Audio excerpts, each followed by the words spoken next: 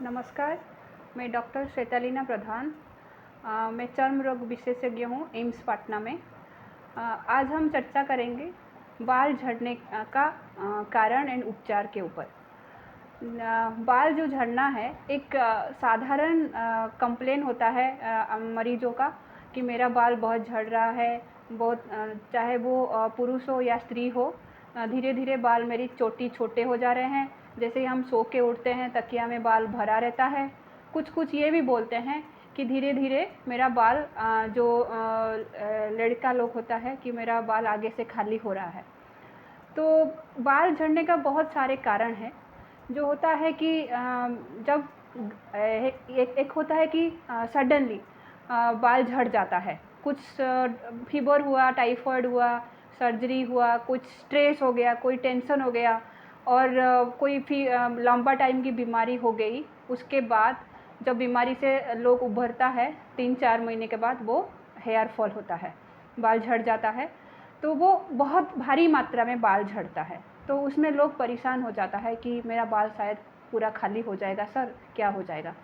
उसमें ये मैं बोलना चाहती हूँ कि जो कोई बीमारी के बाद वो बाल झड़ता है वो स्ट्रेस के कारण, उसको हम अपनी भाषा में टेलोजन इफ्लूवियम बोलते हैं। वो सारे बाल आ जाते हैं। उसमें हमको कुछ परेशान होने की, कोई टेंशन होने की ज़रूरत नहीं है।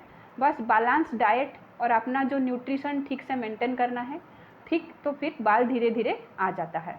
और एक टाइप का होता है कि साइड से, जैसे लड़कों का इस साइड से बाल खाली हो जाएगा, आगे से खाली हो रहा है, गंजापन जो हो जाता है, उसका जो है वो हार्मोनल होता है। तो उसका जो ट्रीटमेंट अलग होता है। इसमें मैं सबको निवेदन करूँगी कि वो चर्म रोग विशेषज्ञों को आके दिखाएं और उसका उपचार के लिए ट्रीटमेंट ही अलग होता है।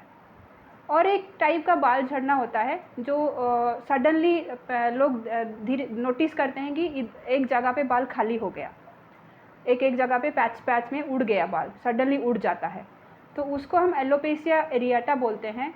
वो एक अलग किस्म का बीमारी है, उसका भी अलग उपचार होता है। तो मैं ओवरऑल ये और एक होता है जो ओल्ड एज में बहुत लोग आते हैं कि बोलते हैं हमारा बाल झड़ रहा है और सर में खुजली की वजह से बाल झड़ रहा है।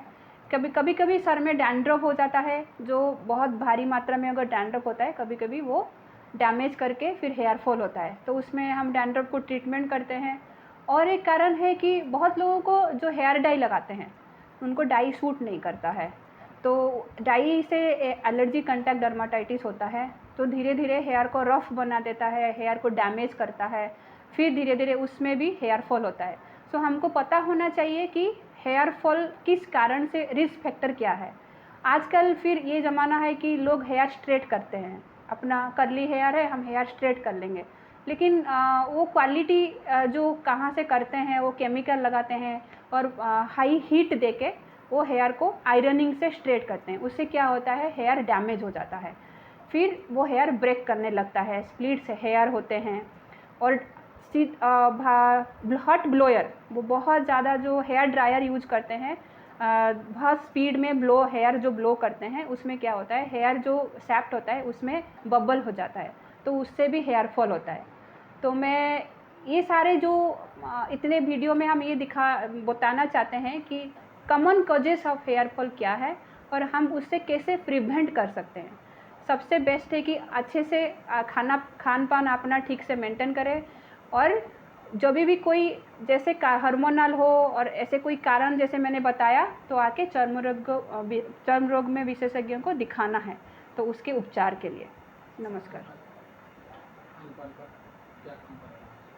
खान पान जो है कि जो नॉर्मल डाइट है, प्रोटीन, कार्बोहाइड्रेट जितना होना चाहिए, एक बैलेंस डाइट जो नॉर्मली हम लोग खाते हैं वो सारा चीज़ खाना चाहिए।